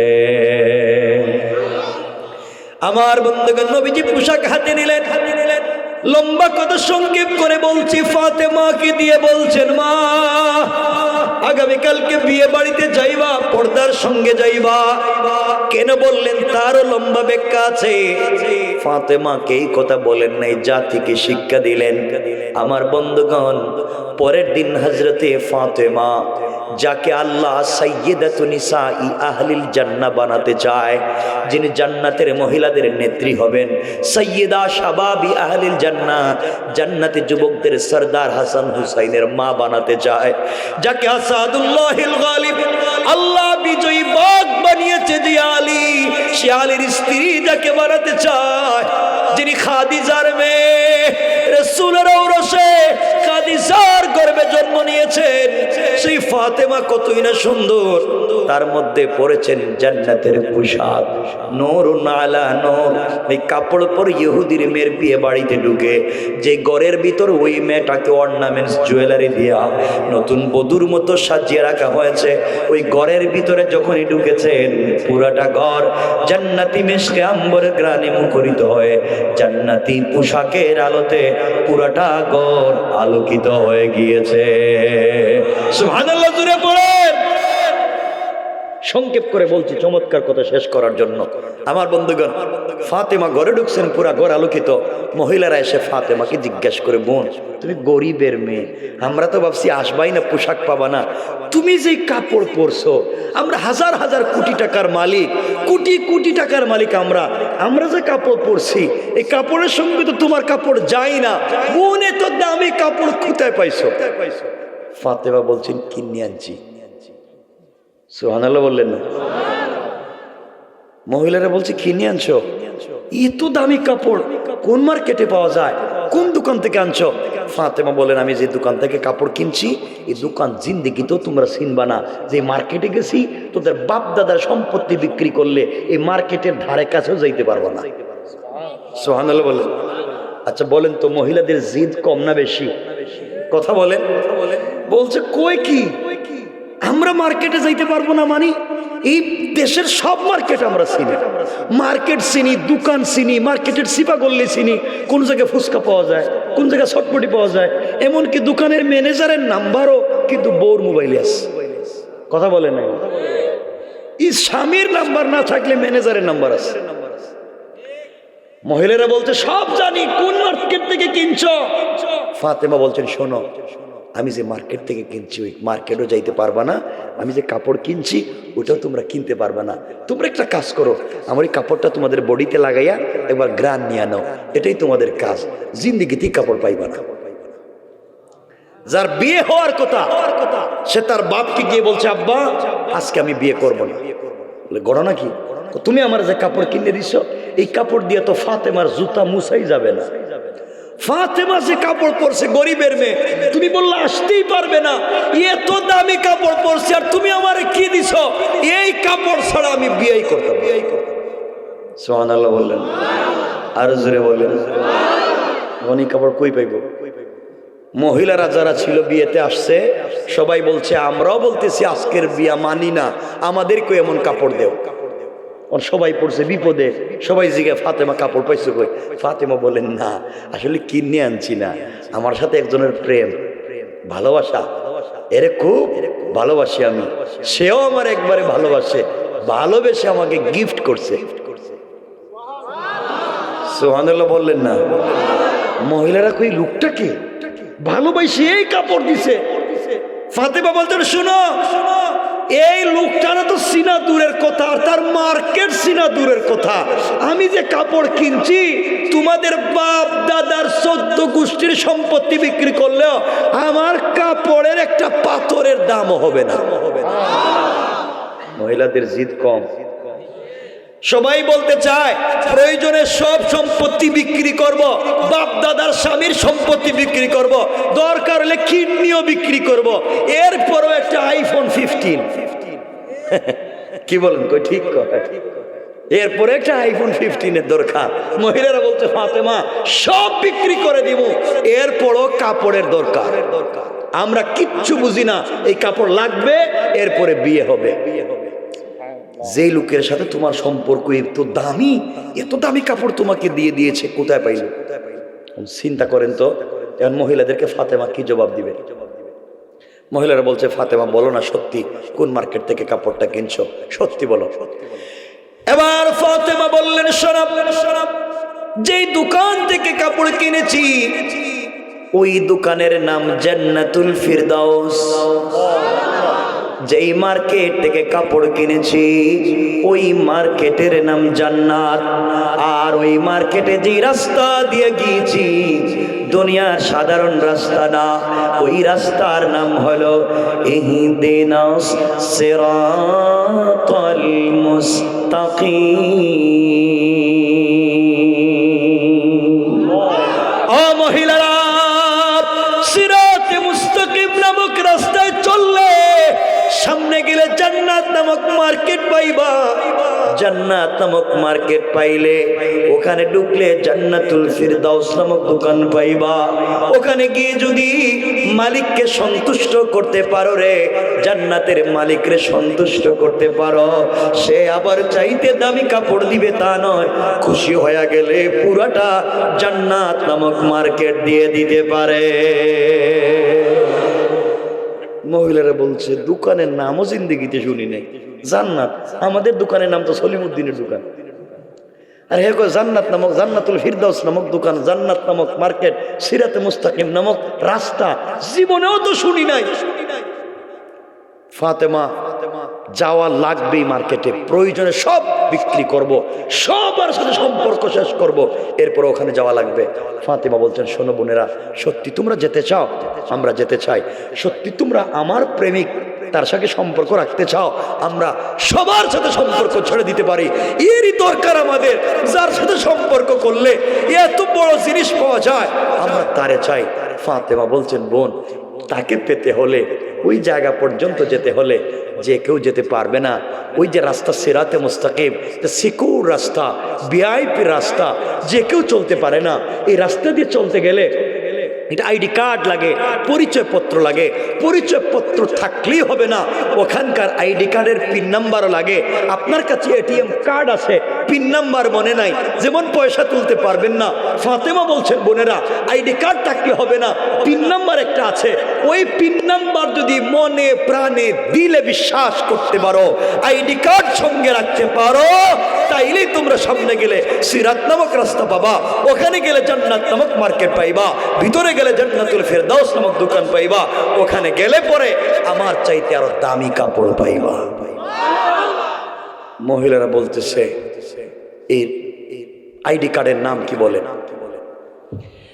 এবার ফাতেমা বললেন, যে আইডি কার্ড সঙ্গে না থাকলে তোমরা রাস্তা পাবা না রে, ওই আইডি কার্ডের নাম হলো ইসলাম, আর পিন নাম্বার হলো লা ইলাহা ইল্লাল্লাহ মুহাম্মাদুর রাসূলুল্লাহ। ও মহিলারা, ইসলাম নামক আইডি কার্ড ধারণ করে লা ইলাহা ইল্লাল্লাহ নামক পিন নাম্বার যদি মনে প্রাণে বিশ্বাস করতে পারো, সামনে গেলে সিরাতে মুস্তাকিম নামক রাস্তা পাইবা, আরো সামনে গেলে জান্নাত নামক মার্কেট পাইবা, ওখানে গেলে পরে জান্নাতুল ফিরদাউস নামক দোকান পাইবা, ওখানে গেলে মালিককেও পেয়ে যাইবা, মালিককে পেয়ে গেলে সবকিছুর মালিক হয়ে যাইবা। মহিলারা বলছে, ফাতেমা, আমি শেষ করে দিচ্ছি 1 মিনিটের ভিতরে। ফাতেমা, হযরতে ফাতেমাকে মহিলারা বলছে, ও ফাতেমা, সত্যি কি এখানে কেমনে যাওয়া যায়? ফাতেমা বলছেন, এই জিনিসের দাওয়াত তো আমার বাপ দে, ইসলামের দাওয়াত তো আমার বাপই দেন, সিরাতে মুস্তাকিমের দাওয়াত তো আমার বাপ দেন, কালিমার দাওয়াত তো আমার বাপ দেন, তোমরা এগুলা মানতে চাও না? সকল মহিলারা এক বাক্যে ডাক দিয়া বলতে লাগলো, ফাতেমা, আর দেরি করা যায় না, প্রয়োজনে আমরা সব ছেড়ে দিতে চাই, এরপরেও তেমন জায়গায় যেতে চাই। এমন সময় সকল মহিলারা একসাথে দাঁড়াইয়া ফাতেমার হাতের সঙ্গে হাত রেখে 350 বা 472 জন মহিলা একসাথে কালিমা পড়ে মুসলমান হয়ে যায়।